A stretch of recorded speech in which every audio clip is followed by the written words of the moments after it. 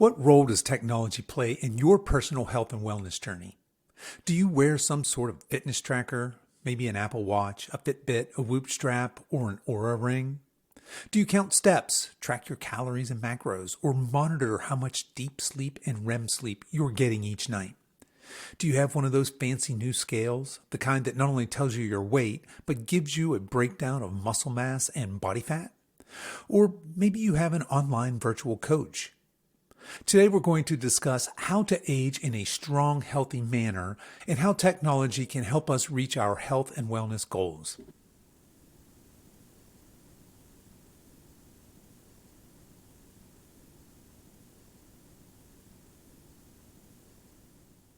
Hello and welcome to the Over 50 Health and Wellness Show. I'm your host, Kevin English. I'm the founder of the Silver Edge, and our mission is to help you build and maintain a lean, healthy body that you love for the rest of your life, so you can show up in the second half of your life as the healthiest, strongest, most vital version of yourself.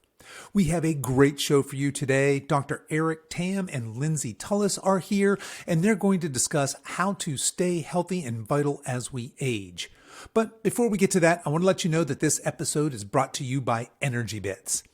Energy Bits makes the purest chlorella and spirulina available on the market. Now, chlorella and spirulina are two of the most nutrient-rich foods on the entire planet. I personally take spirulina every morning for its antioxidants, its omega-3s, and the 40 vitamins and minerals to help improve my energy and focus. And I also take their chlorella every evening for its super high chlorophyll and vitamins and minerals and to help with immune function, recovery, and gut health. If you want to learn more, head over to silveredgepartners.com and click on the Energy Bits icon. And because you're a listener of this podcast, you can save 20% off your purchase when you use coupon code SILVEREDGE at checkout. Again, that's silveredgepartners.com and use coupon code SILVEREDGE, that's SILVEREDGE all run together, no spaces, at checkout for your 20% savings. Okay, enough of that. Let's get on with today's show.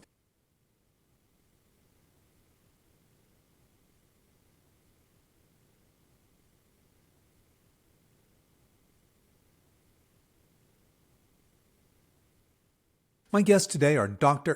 Tam and Lindsay Tullis. Dr. Tam is a physician at Mighty Health, where he drives business development and creates user content for the company through a medical lens. And Lindsay is the lead health coach at Mighty Health, where she specializes in building sustainable habits and behavior change for their clients. Join us today as Dr. Tam and Lindsay discuss the importance of exercise and nutrition for healthy aging and how their company, Mighty Health, can help their clients achieve their health and wellness goals. I started out by asking Dr. Tam how he became interested in health, fitness, and medicine. My journey towards health and medicine started around the time I was in high school. It was around this time my older brother actually got diagnosed with a pretty severe neuromuscular disease that also comes with a rare form of cancer. So at that time, I think just mentally, I had to switch gears. My parents came from China, in their 20s, so they spoke little English. So I felt a lot of responsibility at that time to just take over for the family and embark on a path where I knew I could take care of not just my brother, but my family long term. So I went into college as a pre-med major, but I shortly spun out of control. And I think the reason for that was, I think when you're not doing something for yourself, it's hard to progress with it long term. And I remember for the longest time, I had conversations with my brother, and he was like, I'm not asking you to do this. If you want to do it for yourself, don't do it. And I think that was around the third year in college where I kind of had my whole world shaken up. I had to really reevaluate whether or not medicine was really for me. But at that time, I was blessed to be a part of an organization called the Mobile Clinic Project at UCLA, where we essentially get to take care of the homeless population in West Hollywood every single Wednesday night. And I think it was through that experience that really reignited my interest in medicine, because it was no longer about the hardcore science, the therapeutics. It was more about relationships. And I think in its purest form, relationship is the ultimate vehicle for change, the ultimate medicine. And I think from there, it drove me to pursue, medical school back at UCLA and ultimately doing a residency at UCSF in family and community medicine. And through that experience, especially in San Francisco, I saw a lot of technology, but not enough technology in medicine. And in medicine, we're so slow to move. So I think constantly in my mind, I thought about how can I find that intersection, still take care of vulnerable populations, but also leverage technology to do so. And just by chance, meeting our founder, James, I got a chance to start working with Mighty Health, in where I get to take care of people that are of a vulnerable population that needs support, but also with a population where relationships can really have the highest leverage. So Mighty Health has been a huge privilege, a huge opportunity for me to get to do that. And in my clinical practice, I get to take care of people that are generally 55 and up and have skilled nursing facility needs. So it's kind of a long-winded journey, but in some ways I'm still figuring it out, but things are slowly starting to make sense. Yeah, thanks for sharing that. I think that what I take out of that story is just where you talked about the relationships being the important part of, or maybe even the missing piece in medicine, right? And we're going to pull apart modern medicine here in a minute. I want to get your take on that, but I love that you talk about these relationships as being the vehicle for change, the vehicle for delivering medicine. And maybe if we can integrate the technology of medicine with these relationships, have better outcomes. Is that a fair way of saying that? Absolutely. Absolutely. Yeah. And, I think everyone wants to be healthy, right? Who doesn't want to be fit, Sure. feeling great every day? But sometimes it's just the support piece that's missing. And in some ways, I see myself not just as a doctor, but also as a coach, also as a friend, also just someone that's ready to listen. And so then just being that constant presence of support, I've seen some really amazing changes in my patients because of it. Fantastic. Thank you for sharing that. So, Lindsay, same thing for you. How did you get into this line of work, into health and fitness? I know you're a personal trainer. Talk to me about your journey to where you are now. Yeah, so I've always known, just from as far back as I can remember, that I've always wanted to do something in the health and wellness space. I actually originally wanted to be a physical therapist. And so when I went to school, I went to school for sports medicine. But through my first few years of college, I kind of started leaning more on like the health promotion side. And similar to Eric, I found my love for that relationship building. And so not that you can't get that, as a PT or any other profession, but I wanted to be able to be that person to walk alongside members in their journey versus like direct them in a sense. And so I was always an athlete growing up in high school, and my parents did their best to try to instill, healthy habits. And so it was nothing that was new to me, but I knew that I wanted to take what my history and what I've learned and be able to kind of transition that into a career field. And so, when I graduated college, my goal was still to kind of go towards maybe like a PT, or I didn't really know what direction I wanted to go in, but in the meantime, I landed my first health coaching job and I absolutely fell in love with it. And I knew that that was where I wanted to be. So it got me out of going to school for a little bit longer, which is kind of nice, but it also, made me fall in love with being able to help people discover their ability to live a healthy lifestyle. Okay. No, I mean, both of you have brought up the relationship building, and that's your passion. I absolutely love that. Now, you had mentioned that out of college, you got a job as a health coach or in the health coaching field. Not everybody listening may know what you mean when you say health coaching. Talk a little bit about what does a health coach do? Yeah, because health coaching is so new still. It's only really been around for, I don't know, 10 or 15 years, I would say. But health coaching is kind of, I like to describe it as almost the middleman between Eric and a client, right? So your average client goes to their physician with maybe a condition or a concern related to their weight, and their physician does everything they can to point them in the right direction in the 30-45 minute session that they have with them. And then it's kind of up to them, right? And so that's where a health coach steps in. That's where me and my role can take what their doctor recommends, take what the client's goals are, and say, how can we put this into motion before your next appointment or just moving forward? So it's a lot of guiding, like I said. So, I don't tell people what to do. We know that doesn't usually go over very well, right? And so my goal as a health coach is to walk alongside the client and say, what's worked in the past? Where do you want to be? How do we find that balance? What are your values? And how do we tie that into a lifestyle change that's going to work for you versus just what people tell you to do? Gotcha. And I think that gets missed in a lot of people's, let's just use fat loss or weight loss as an example, since that's very, very common, right? Desire for folks. And they probably know that they should exercise. They probably know that they should clean up their diet, but they may be missing some of these lifestyle integration pieces that I think you're referring to there. That's that bridge between, say, the physician whose job is to cure or prevent acute diseases, et cetera. And then your job is to help them maybe more on this lifestyle with lifestyle diseases, metabolic diseases, things of that nature, I think, and the prevention and cure of that. So I'm a little bit curious here. My YouTube folks can obviously see you, but the folks listening to this podcast, they can't see you. Mhm. I'm going to go out on a limb here and say neither one of you is anywhere near 50. Why the passion then for this particular age group? Because we're going to talk a little bit about Mighty Health, and that is an over 50 app. But before we talk about that, Lindsay, we'll start with you. Why this demographic? Yeah, I get that asked a lot. I get a lot of, oh, you're young enough to be my child. Yep. I'm twice your age. It's in that. I think you are. Yeah. Yeah. How can you help me if you don't know what I'm going through, kind of thing? And I get that a lot. And that's a very valid concern. But I think for me, I've had a lot of experience working with the over 50 population. I did an internship with adult fitness in school. And I think that's where I really fell in love with the over 50 population. And my reasoning behind that is I find that the why behind a lifestyle change for those over 50 seem to be a little bit deeper than anyone else. Not to say that nobody's why is never a good why, right? Like everybody has a great why behind their journey. But I find that the reasoning of, for example, is I want to be around for my grandkids. I want to make, I don't want to be fragile and end up in a nursing home. Like all of those things are extremely important. And I find that my drive to help clients who have that deeper driven why like that is a little bit more powerful. Absolutely love it. Dr. Eric, same question. Why this population? Why the over 50 population for you?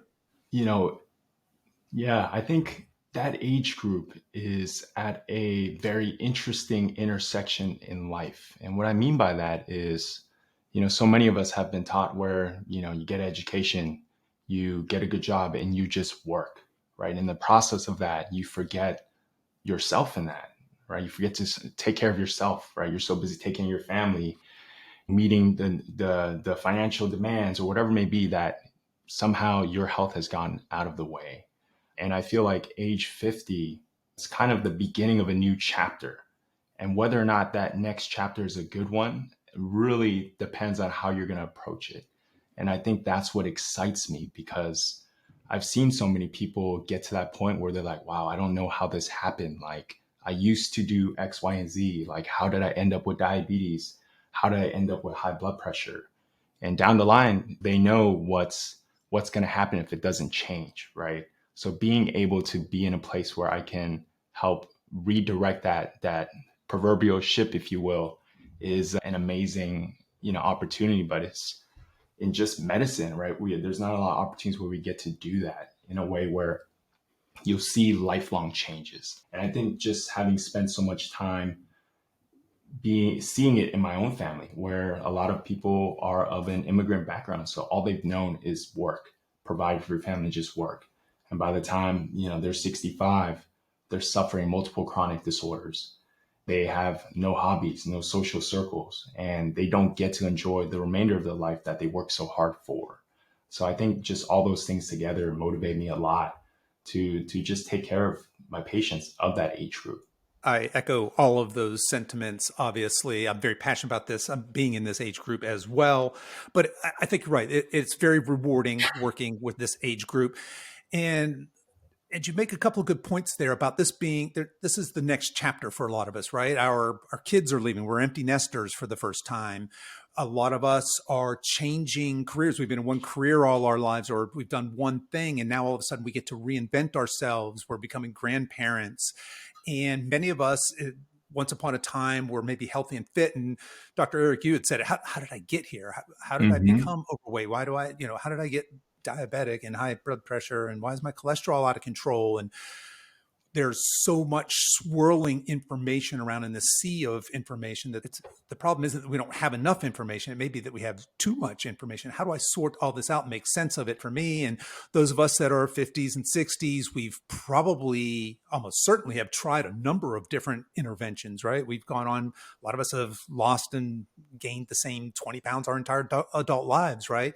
So kind of coming into this new chapter of our lives, and how can we reinvent ourselves so that we're not following that common narrative of it's all downhill from here, right? Okay, I'm over 50, I'm over 60, and that's what is expected of me, just to become weak and feeble, frail, sick, and just kind of that downward path. And so I started this podcast basically to rail against that, right? And say there's no reason you can't be healthy and vital and strong and all of these things, so that you can enjoy the life to its fullest. So I want to switch gears here a little bit. Before we start talking specifically about the app, you had mentioned some of these metabolic disorders, of the diabetes, the high blood pressure, these lifestyle diseases, right? Obesity.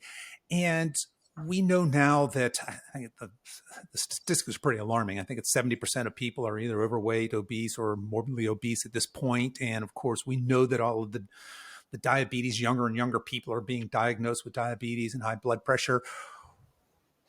All this in spite of us spending more than we've ever spent on medicine and having these amazing technological medical breakthroughs. Why do you think this is? Why is our health deteriorating instead of getting better? And Dr. Eric, I'll start with you. Yeah, I mean, there's a multitude of reasons, but I think one thing with advancement in technology, new therapeutics, new medications, it kind of in some ways distracts us from the focus and from what is tried and true, right? Which is the harder treatment, but it's also the treatment that works for, the duration of your life, which is those lifestyle changes, right? Eating healthy, right? Exercising regularly. But with technology, we're thinking, wow, this new medication came out. It's shown a 30% weight reduction in 6 months' time. Like naturally, everyone wants to go for those solutions rather than the solution that works, but requires you to put in that work daily. I think that's one reason why. The second reason I think is just we're in a world where everything is more convenient. Access is so easy now, right? You can open your phone, groceries are delivered, food is delivered. And so with that, I think there's a lot of shifts in how we have relationships with our food, right? Back in the day, it was a blessing, a joy to go out to your grocery market, right? Make that drive, find some really fresh produce, or really cook something that you enjoy that's also delicious and healthy. But now you can open up an app and just get something delivered that may be more comfort food focused. And I think even those two things that are so simple and obvious are huge contributors to why there's just more and more people with polychronic diseases. And obviously it's a complex problem. And so I don't want to simplify it either. But I think the world is changing in a way where just access to less healthy foods, and also wanting to pursue quick fixes are definitely contributors. Yeah, I agree wholeheartedly with you there. I think that, to your original point, it's a much harder sell what you and I are selling, right? We're selling these lifestyle changes versus the get well quick pill or fix or the latest, fad diet or whatever that might be. And Lindsay, I imagine you and I are probably in the same boat here. We're trying to convince people, we're trying to sell people really that the way to long-term health and longevity, vitality isn't necessarily found in a pill. It's found in these lifestyle changes, right? What are some of the biggest challenges you find as people are coming in and they don't have this medical or the sophistication around diet and exercise? How do you work with these people to basically sell them on these lifestyle changes? Yeah, it's tough. Dr. Tam brought up a lot of great points in terms of what is the barrier, and there's a lot of barriers. And I think, the biggest thing that I try to tell my clients is a quick fix might get you the results really fast, right? But are you going to maintain that? And if the answer is no, then you're just going to be doing this over and over again, right? Whereas if you might lose 2 pounds a week on something that's a quick fix and get it off really quick. Or if you take it half a pound a week, over a longer period of time, we're going to develop habits to be able to maintain that long term. And so I think that's one kind of thing that I try to relate to my clients in terms of trying to sell them this, right? Is to put your trust in me, but also put trust in yourself, that together we can find these habits that are going to work good for you. And then Kevin, you brought up a really good point of having too much information, right? I get a lot of clients that come and they're like, I've heard of Mediterranean, keto, paleo, like what is best? Intermittent fasting. Yeah. Exactly. All of And it. Yeah. and that's, I mean, I get that question all the time, what do I do? And ultimately it's, you do what's best for you. Let's take a look at what your habits are now. Let's take a look at where you want to be. Maybe we incorporate different parts of each eating pattern. It's just, I think there's a lot of information out there. And so people don't exactly know which route to go. And so they just give up. And I think that's also a barrier to living a healthy lifestyle, is it's just lack of knowing what to do and lack of education. I agree wholeheartedly. And what I see is oftentimes people, certainly if you've struggled with your weight your whole life in your 50s or 60s, you've tried a lot of the things you just named off, right? You've jumped on the keto, you jumped on the low fat. Those of us grew up in the 70s. We remember that fat was what was making us fat, right? And so we were avoiding that and swapping out things like butter for margarine and all these vegetable oils. And, then fast forward a few years and carbs are the enemy, and now intermittent fasting and keto. And so I think that what happens is that a lot of these people have gone on diets and they've failed long-term, right? And a lot of times this gets internalized as that person's failure. Well, I just can't seem to get this right. Maybe there's something wrong with me. Maybe I'm broken. Is it my metabolism or my thyroid? And look, I'm not saying there can't be medical issues that are contributing to your obesity, but for the large population, they just haven't stumbled upon that successful strategy yet for this, what you're talking about, more that these permanent lifestyle changes that cause permanent body composition changes, right? So let's transition a little bit, because what I really want to dig in and talk to you guys about is, and you've mentioned this a couple of times, Mighty Health, and listeners may or may not be familiar with you guys, but what the heck is Mighty Health, and why might somebody over 50 care about that? And Dr. Eric, let's start with you. Yeah, I think, maybe it'd be helpful to just briefly talk about the origin story of Mighty Health. Sure. I think Mighty Health was founded from a position of love. And what I mean by that, my good friend, but also CEO James Lee, his father actually suffered a pretty massive cardiovascular event that needed emergent and potentially life-threatening surgery. And after that surgery, he was simply told by the doctors, you need to eat better, you need to lose weight. And that was really all that he was left with, right? So now, James, being a caretaker, trying to figure out how to get his dad back on track. Of course, he's looking at technology. He's looking at resources of various kinds, trying to talk to specialists. But he noticed that there wasn't anything out there. So, out of love and out of a little bit of craziness, this guy goes and builds his company called Mighty Health. And I think the simplest way to describe what it is it's an all-in-one daily health app for people over 50 that focus really on what I call the 3 C's, if you will. One is coaching, right? You have an amazing coach like Lindsay that's able to text and be in touch with you to not just provide support, but also accountability. The second piece is content. And that's one thing that I drive here at Mighty Health is, not just written content that is focused on health education, but we have audio content where we get to tell patient anecdotes to motivate, to drive change. Or we have our video content where, I'm just debunking some regular hot topic and just being a therapeutic ear.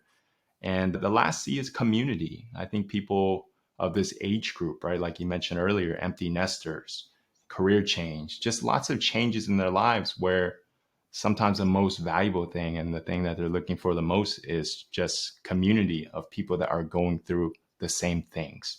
And so we got a community group where everyone's each other's cheerleaders, and it's a beautiful thing. Like within our app, you see people just posting their dinner. It's like, oh, just cook this grilled salmon with some asparagus. And people are like, oh, that looks delicious. Like, what's the recipe? And they'll share. Or, even things like someone having a bad day, just posting like, oh, this happened to me at work today. I just didn't feel great about how they responded to me. and people are jumping in the comments section, just offering, support and listening. I think that's been a really beautiful thing to see. So I think, there's no secret sauce, but if I had to say that there was one, I would say it's these 3 C's that have been really helping our members make some meaningful changes.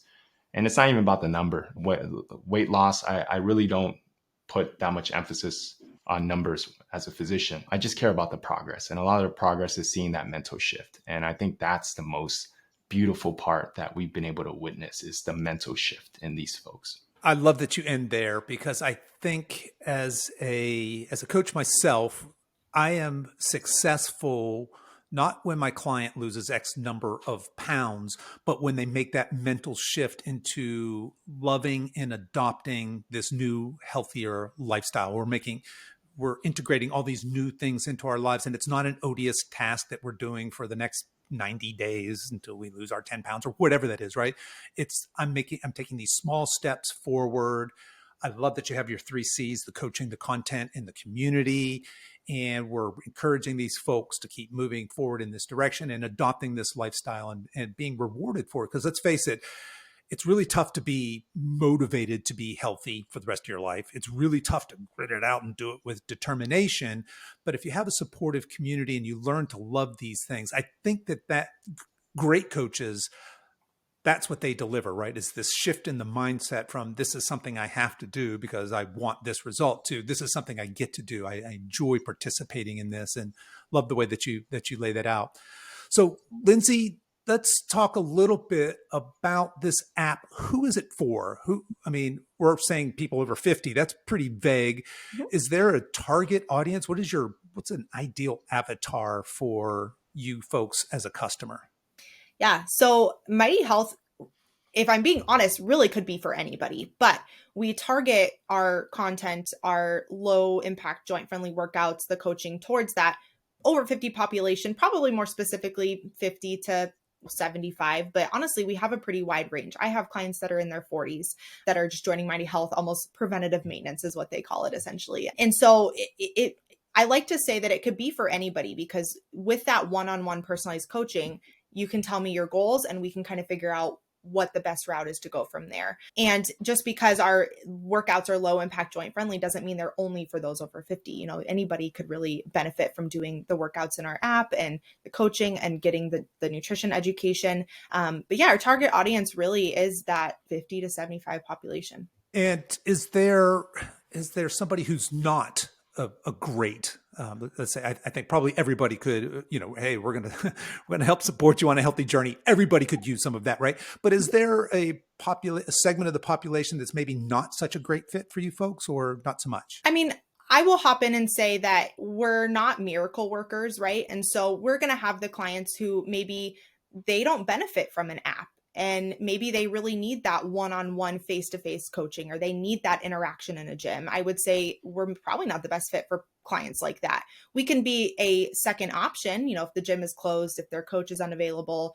Mighty Health can be kind of that step-in position, but realistically, kind of depending on the confidence and the comfortability of a client, we could be for anybody, but we're probably not, like I said, a good fit for those who are really looking for that one-on-one approach, because we are an app. It is a little bit more self-driven. And that's where, like I said, the coaching tries to come in to try to facilitate and still make sure that these clients are staying accountable and on top of their goals, because it is a little bit more self-driven. Gotcha. And is it fair to say this is for folks that are earlier on in their health and wellness journey? For example, say a 55-year-old woman who wants to PR her 5K time and potentially win her age group. Would this be an appropriate coaching program for her? I would guess she would probably get some value from it, but for more advanced, say, athletes in that age group, or are you finding folks like that are adopting this technology as well? Me specifically, as a health coach, I am involved face-to-face with most of our members. I see a lot of beginners. I see a lot of clients who have tried other things in the past, other programs, and they're still trying to figure out what works for them. I don't see a lot of clients that, like you mentioned, are really, really active already and they're looking to PR or run at like a 10K or a half marathon. Yeah. We do try to still provide value to clients like that. I do solve a couple clients who are maybe just in maintenance and they're looking just for something to supplement what they're already doing. But we do see just a lot of people coming in who are new to this, who are maybe a little bit scared and looking for that community, like Dr. Tam mentioned, and a little bit of extra education and support. Okay, thank you. That's kind of what I expected there. So, Dr. Eric, talk us through what might a new user expect? Okay, somebody's listening to this, they think, mighty app, huh? They go on the App Store and they download it. What kind of experience are these people going to have as they come in their onboarding process and maybe that first month? What does that look like? Yeah, no, that's an excellent question. I think the two main focus that we try to implement early on is, one is personalization, right? Understanding that everyone's journey is different. Like you said, everyone's coming in at a different baseline. So to do that, our onboarding process tries to be extremely thoughtful. So for example, if they choose that they have osteoarthritis of the knees, then from there, within the app, we're not going to send them any workouts that are too rigorous for that joint, right? Or if they're telling us they have diabetes or hypertension, then we can deploy within the app targeted content for diabetes, hypertension.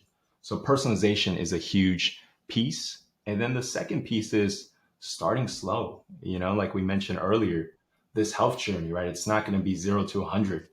If anything, it's, 0 to 10 and 10 for a while before we even go to 20. Yeah. And the metaphor I love is just, we're trying to build a wall of health, right? But it just starts with laying that one brick each day and laying that brick as perfectly as possible.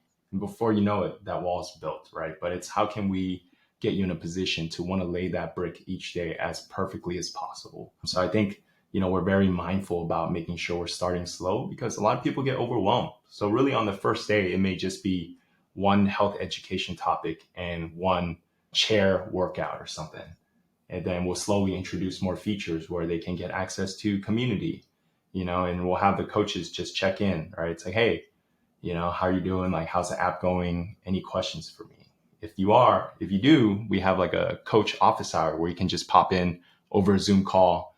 And it's almost like a FAQ situation to make sure you're using the app and it's actually something that's not too burdensome, especially from a technology standpoint. But all to say, our first thing you'll notice is personalization and just a gentle, slow onboarding process. Okay. I love all that. I love the way you talk about building this wall of health brick by brick and just lovingly and with care placing each brick perfectly before we add to the next, because I think that's where a lot of us go wrong, right? I mean, New Year's Eve rolls along and rolls around and we decide, hey, you know what? I'm eating nothing but salads and I'm hitting the gym 5 days a week. Well, if you've been surfing the sofa and eating Cheetos and Doritos for the last few months, and it's unlikely that radical dramatic shift in your lifestyle is going to stick for very long. Right. All righty. Well, let's see here. Lindsay, you had mentioned, I think you talked about low impact, joint friendly, or maybe that was Dr. Eric that mentioned that in the exercise. Talk to us a little bit about the exercise philosophy, right? Because we could do cardio, we could do resistance training, we have high intensity, we have low intensity. What kind of exercise philosophy might a user experience as they're coming into this program? Yeah. So, with the coaching aspect as they're onboarding, I like to always ask the question, tell me a little bit more about your past with exercise, because I think that really sets the foundation. If someone is coming in and they're completely new to exercise, I might suggest let's try one of each thing to see what you like.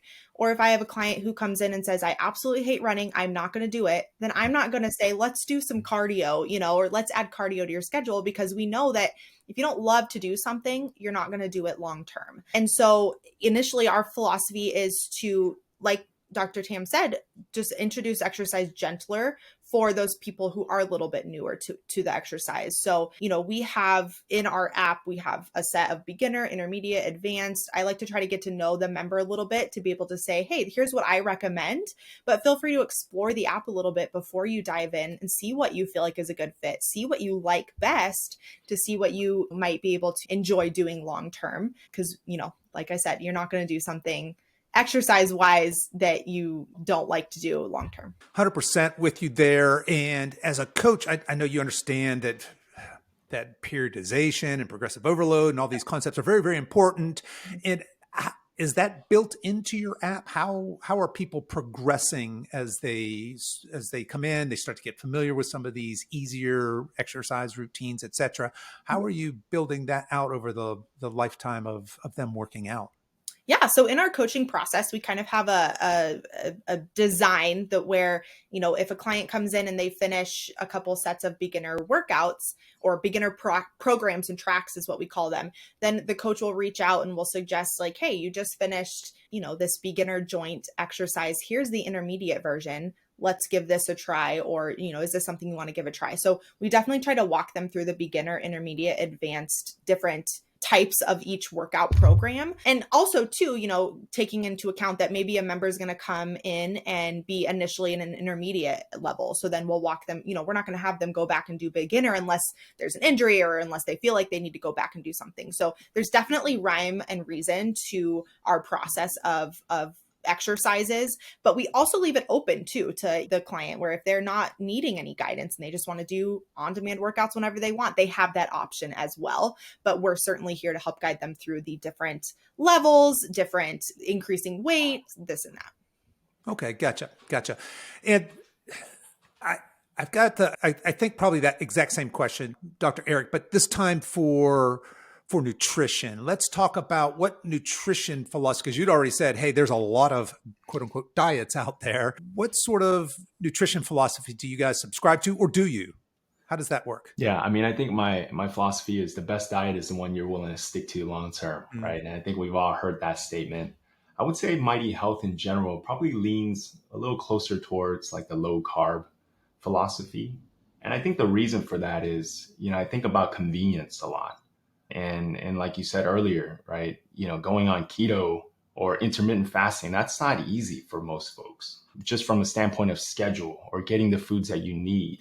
But, a diet, like low carb is actually something that you can do very easily, because really what it means is just cutting down on carbs, right? Not in an extreme form like keto where you're trying to deplete yourself of that. So I would say we lean more towards that because it's easy to do, but it also, has great benefits too, right? We think a lot about, risk for cardiovascular disease, diabetes, like we mentioned earlier, the evil in some ways, it's the sugars. And I think just touching on that piece is so important because, I have so many patients that I always ask them like, oh, tell me about what you eat on a regular basis. Like, how's your sugar intake? And they're like, oh, I don't eat any candy. Like, I don't drink any soda. But then they'll walk me through, oh, for lunch, I like to have 4 tortillas with some cheese. And then at night, I tend to have some pasta. And then when I mention to them, like, hey, actually, all those things break down into sugar. And given your diabetes, that's the first easiest step we can cut down on. And so I had a patient just a few weeks ago. She was telling me, on average, I have about 12 tortillas a day. And I was like, do you think it's realistic to just cut down to 8, 6?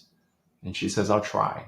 And then 2 weeks later, we just took her weight. She already lost, 2 pounds from just that decrease. And it wasn't a drastic change. Obviously, culturally, it's a food that she loved, but it was a very reasonable change for her and it was very doable. And just with a little health education, it made a big difference. So I think we lean more towards low carb, I would say, just because of the convenience and that it's not that taxing. But I think certainly, there's a lot of diets out there and different things work for different people. I think the most important thing is we never try to be restrictive. We never try to tell people to do a certain diet. But the most important thing I feel like to achieve change is meeting someone where they're at. So I think that's first and foremost the process.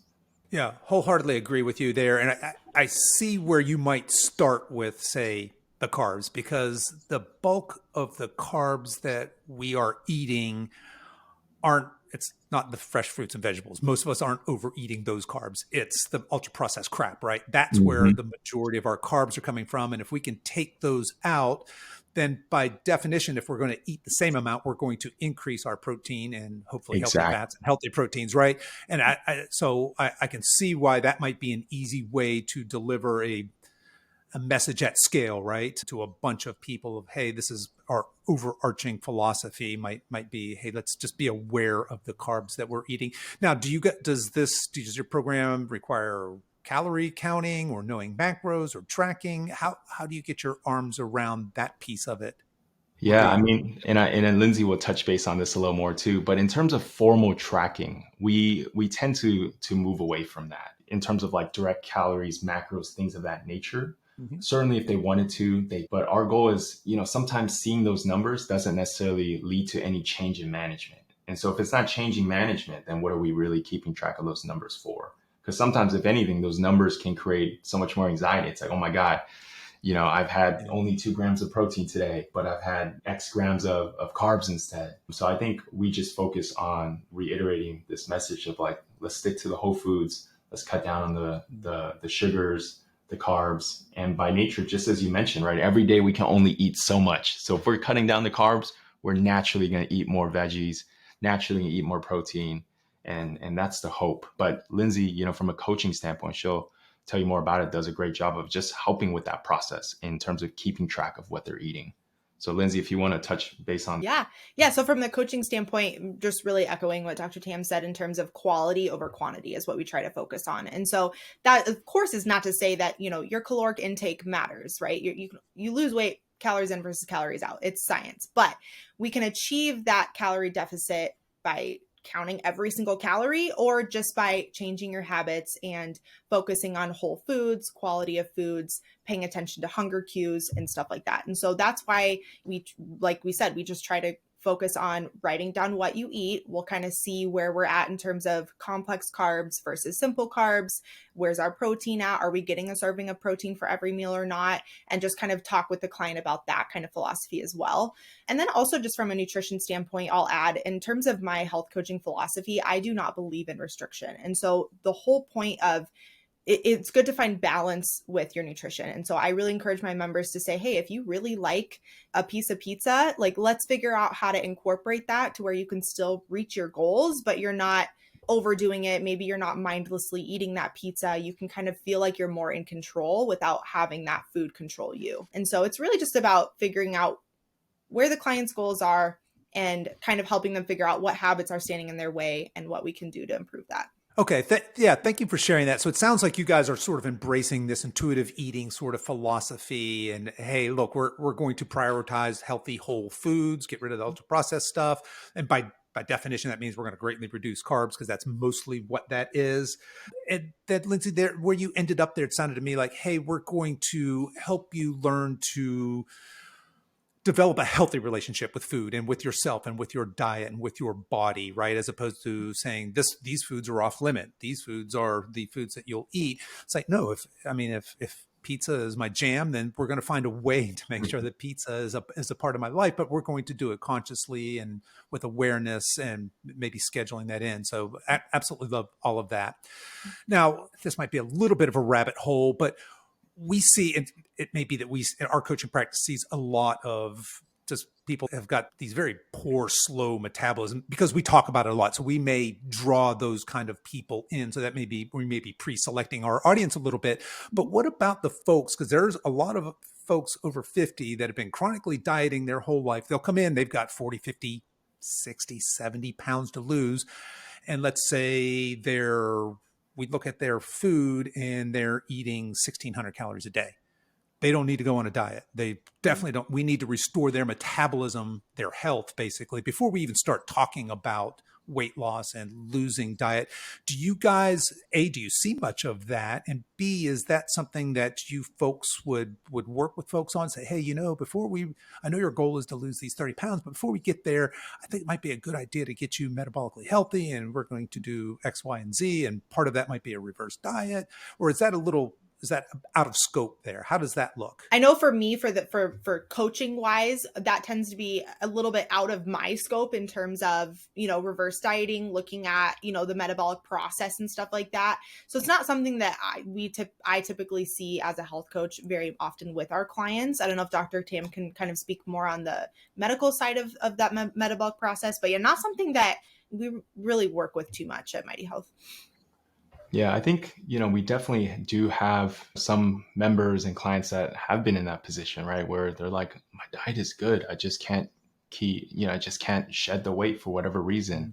And I think those members make me think a lot about the numbers again, right? It's like, okay, we're focused on the numbers, but can we actually take a step back and focus on the mental health piece of living well as well, right? Because I think that's also a big part of of all our patients' journey, but also a big focus of Mighty Health as well. It's like, sure, the numbers don't reflect what you're doing and your efforts, but let's also make sure the mental piece is great too, right? Where you have a lot of self-love for yourself first and foremost, despite what the scale shows, so helping them work through that process, right? Making sure there's a good relationship with food, there's mindful eating, but there's also just mindfulness throughout every aspect of their life, where instead of letting that number on the scale detract from their self-worth, how can they be proud of themselves for being so consistent with that diet, so consistent with that exercise, and at least addressing that piece to start. Certainly there's going to be folks out there that have,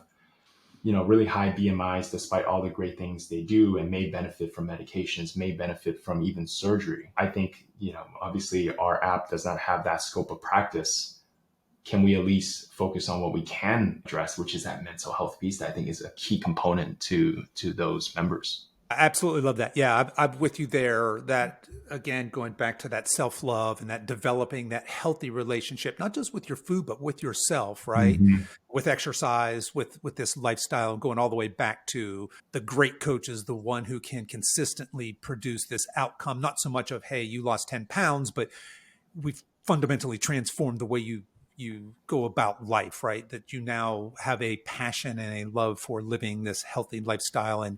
And Dr. Eric, you said it very beautifully. We're going to build this health wall. We're going to do it lovingly, one brick at a time. Absolutely love every bit of that.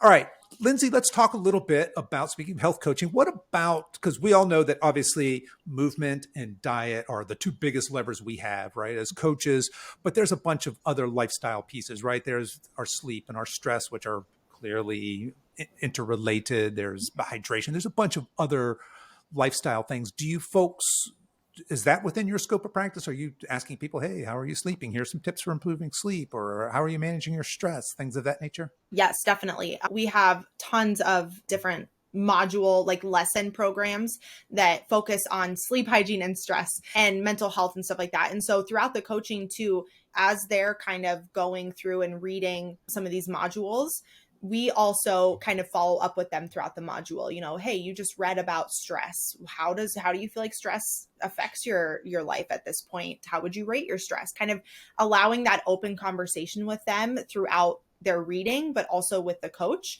to tackle all of those things. Because we know that weight loss, specifically, if we're talking about that, isn't just diet and exercise. It is the stress component. Are you stress eating? Are you sleeping 8 to 10 hours a night? Are you staying hydrated? All of those things matter just as much, if not more, than the diet and exercise. So we definitely touch on all of that.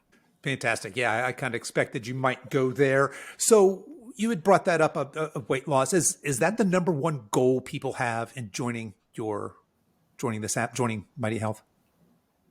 I would say initially, and I say initially because whenever I'm talking about goals with clients, that's usually I need to lose weight, right?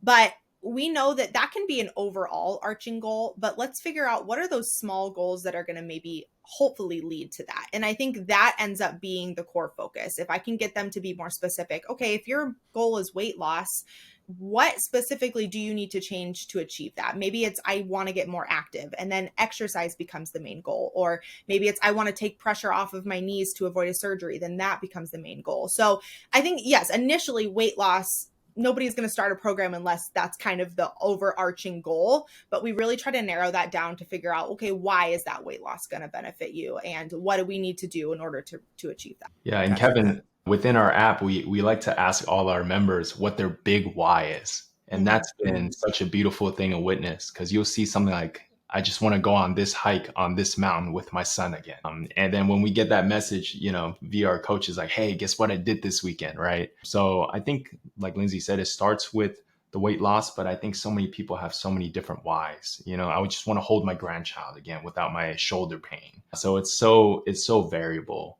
And so our goal is to try to get them there. And sure, the big picture is weight loss, but those mini goals is what I think continues to spark the motivation and keeps them going.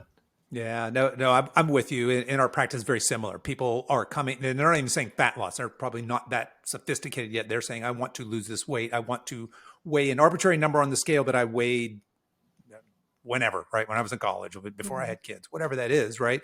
But along the way, along their time with us, if they can shift that focus from just that number on the scale to, I want to do the things like you're saying, digging deeper. And of course, and Lindsay, I'm sure you're familiar with the 5 whys, right? Why do you want to lose this weight? Oh, well, because, and then, well, why is that important to you? And then, okay, but then why is that important to you? And you can get you get in some deep conversations there, right? Because now we're starting to peel back the onion a little bit and we're getting into the psyche and some vulnerabilities there. But you're exactly right, though. If we can move along the journey to why is this important to you? Well, I want to look good. I want to wear pants that I haven't worn in a long time. Well, why is that important to you? And then we start to unravel some things there that are meaningful for the client and can help give them direction when things get tough, because things will get tough, right, along their journey. So, all righty. Well, as we're wrapping up here, let's just say somebody's listened to this, they're excited, they're ready to jump in.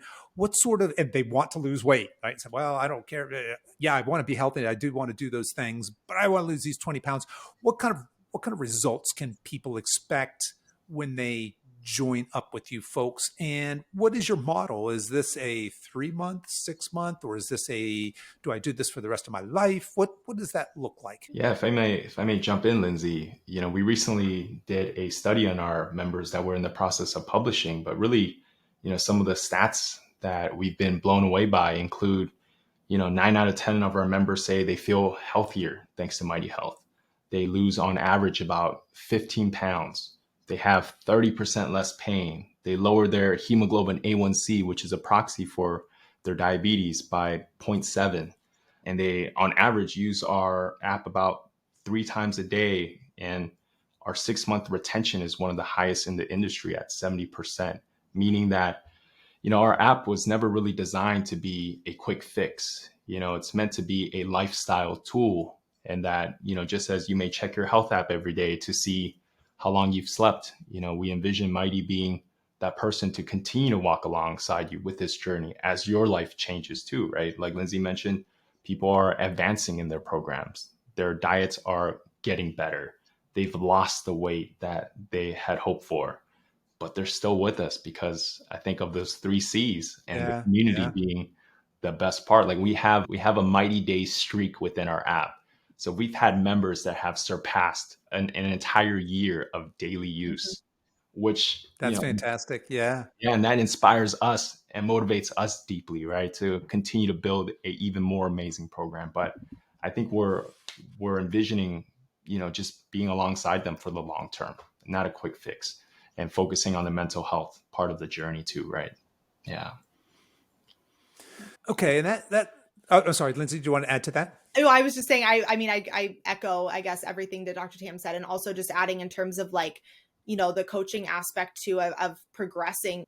Like Dr. Tam said, it's not just, we're not here just to help you lose weight or achieve that short-term goal. Like we want to be here as years down the road to where, what if something does happen? Maybe you have a little bit of a lapse or a relapse in your journey, then you can reach back out right away. And so we don't really vision Mighty Health being a 3, 6, even a 12-month thing. We envision it, you being with us for as long as you honestly really need in your journey.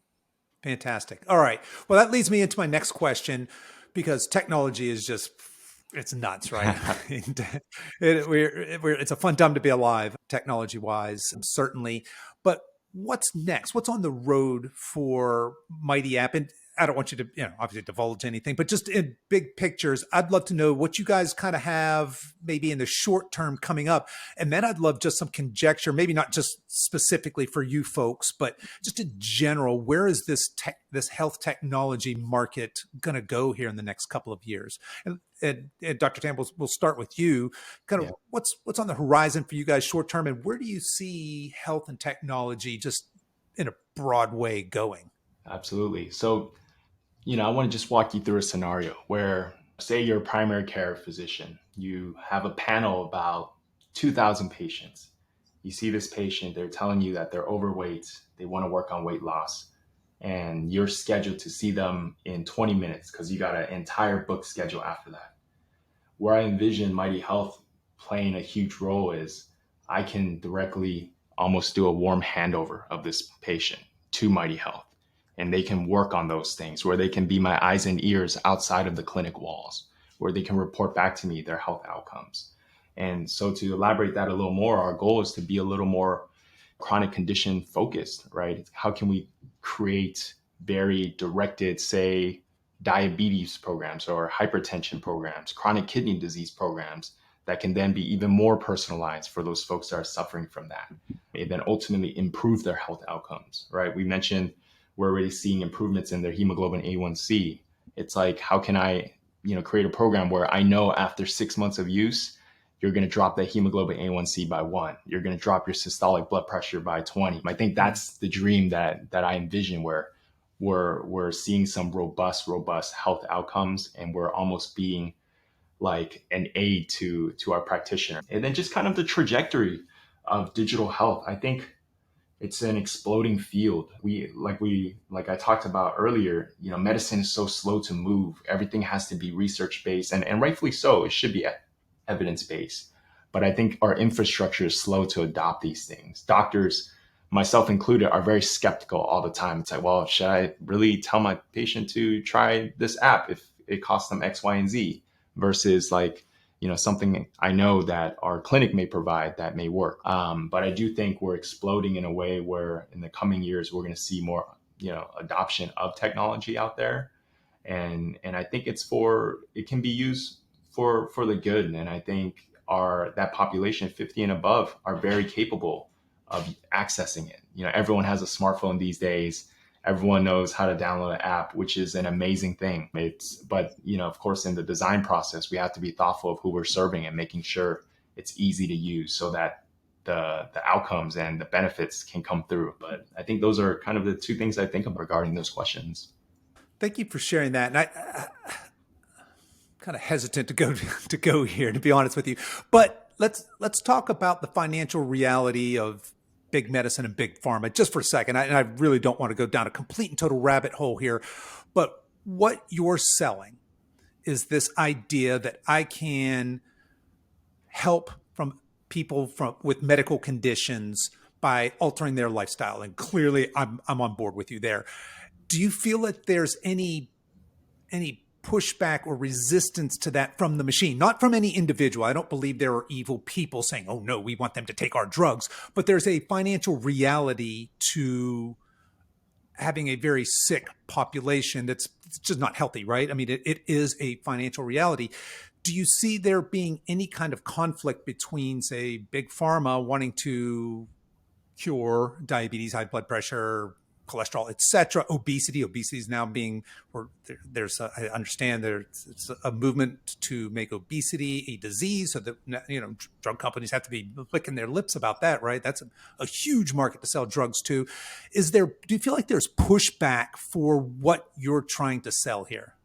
No, that's an amazing question. Certainly a rabbit hole, but I think it is. We'll make it 5 minutes worth of discussion here. Yeah. Look, No, I think we could do a whole topic on this, but because of what your offer is and the way you ended there saying, hey, I see our company working alongside medical providers and handoffs. And obviously I love all that. Right. Yeah. What do you see there for pushback? Yeah, I think certainly from a fee for service standpoint, right? Places aren't making money unless people are ill. But I think there's also a huge other side of insurance and medicine where we're very much value focused. For example, people 65 and up are a part of, Medicare Advantage plans, right? Where the goal is actually to keep them healthy. And if they can keep them healthy, insurance companies are actually going to benefit financially. So we've actually partnered with insurance companies to fully cover the cost of Mighty Health. And so many of our users actually use it for free because that incentive is actually aligned, which is a beautiful thing. And there's going to be more and more programs out there that are more value focused. Like there's PACE programs out there where if you're 55 and up, you have a skilled nursing facility need, and government will pay these companies to take good care of these folks. And if done well, they actually benefit financially. So, when the incentives are aligned where it's focused on value and health outcomes, then actually there's not too much pushback. And I think we're moving more towards that, which is, I think, a great thing. So all to say, huge rabbit hole for sure. Certain scenarios where incentives are not aligned, but certainly, with Medicare Advantage and things of that nature, there are good incentives that allow for a great partnership. Fantastic. I mean, I look forward to the day when the prescriptions for these lifestyle diseases are in fact lifestyles and not pills. I'm sure you guys feel the same way, right? Or I think I feel safe speaking on your behalf there, given the last hour we just discussed. All right, folks, as we're wrapping up here, where would you like to send people? Where can people find out more about you? Are you on the social medias? Where do you want to send people here?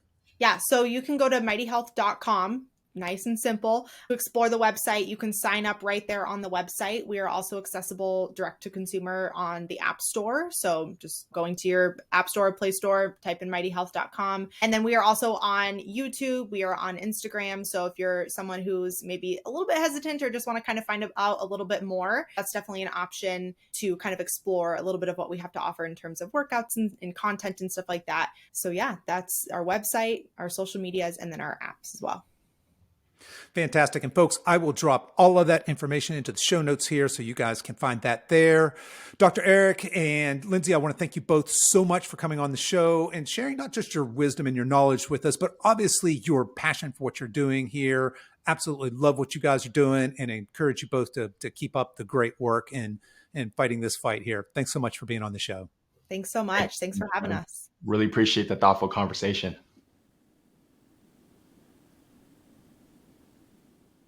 Okay, that's our show for today, folks. If you've enjoyed this podcast, I want to let you know that we have other free resources over at silveredgefree.com. There you'll find all our guides with our top tips on nutrition, exercise, and healthy lifestyle to assist you in your weight loss and fitness journey. So feel free to head over there and download anything that looks useful to you. I'll put the links to everything we talked about in the show notes, and you can find that over at silveredgefitness.com/178. As we wrap up our time together today, you can show your support for this show in two important ways. One is to tell a friend about this podcast and encourage them to give it a listen. The second is for you YouTube folks to click the like and subscribe buttons, and for you podcast folks to consider giving this podcast a 5-star review on whatever platform you listen to podcasts on, and be sure to subscribe and follow so you don't miss any future episodes. I really appreciate you spending your time with me today, and until next time, stay strong.